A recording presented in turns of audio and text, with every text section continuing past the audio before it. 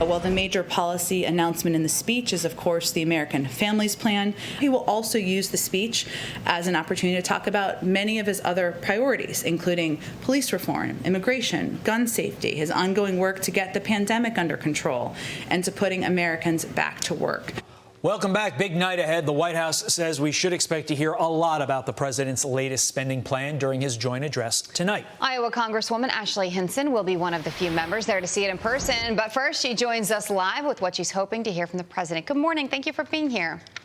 Good morning, Todd and Jillian. Good to be with you. Oh, so great to have you here. So what do you think you're going to hear tonight? But then also, what do you think is the most important thing the president could say tonight?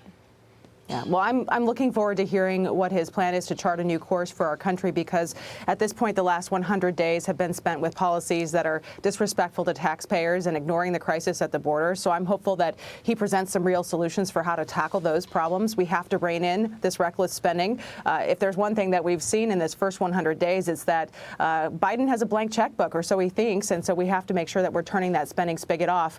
But unfortunately, I think we're going to hear more of the same tonight from the president. As we tease, we are expecting to learn more about this American Families Plan to the tune of $1.5 trillion with a T dollars. Here are some of the tent poles of it. Paid family medical leave, child care, universal pre-K, education funding. And then there's the biggie, funding for tuition-free community college there at the bottom. You're a parent. Is this a good plan for parents like yourself and families in general? Well, we continue to just put more and more debt on taxpayers' backs, and that's what we've seen with these plans. You said trillion with a T, and that's absolutely right. If Democrats in Congress and President Biden get their way, we're going to have spent $10 trillion in just about a year. So we need to, again, be focusing on the priorities that Iowans actually want. You talk about a supposed infrastructure plan. Well, when you're spending more on subsidies for electric vehicles than you are for roads and bridges and locks and dams, that's not really about infrastructure. That's about priorities that Iowans don't want. So we have to get back to looking at what rural Iowa, rural America needs, not what the coastal elites want.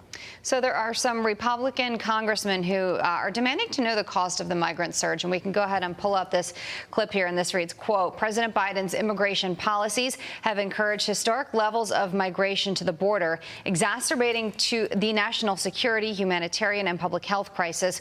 What remains unclear is the true cost, both current and future, of responding to this policy-driven crisis. Is that a fair question that America should know?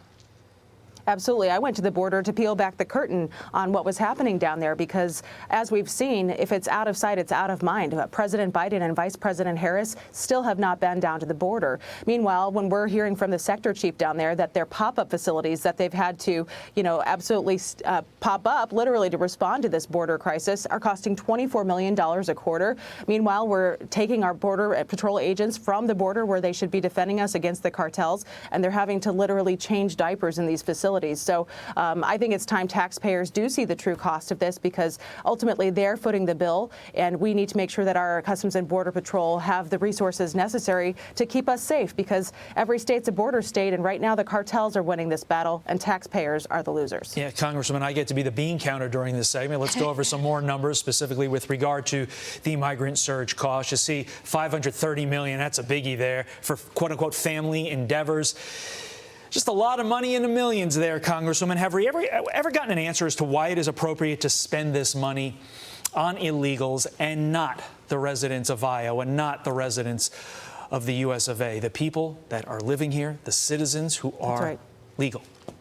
That's right. And tomorrow I'm actually having a roundtable with Iowa sheriffs in my district to hear what this direct impact is from the border, because you have Interstate 35 that comes directly up into the state of Iowa. So that's when I say every state's a border state, it's absolutely true, because you have fentanyl crossing the border, killing Iowa families and Iowa kids. You have the cartels trafficking people and making millions of dollars a week.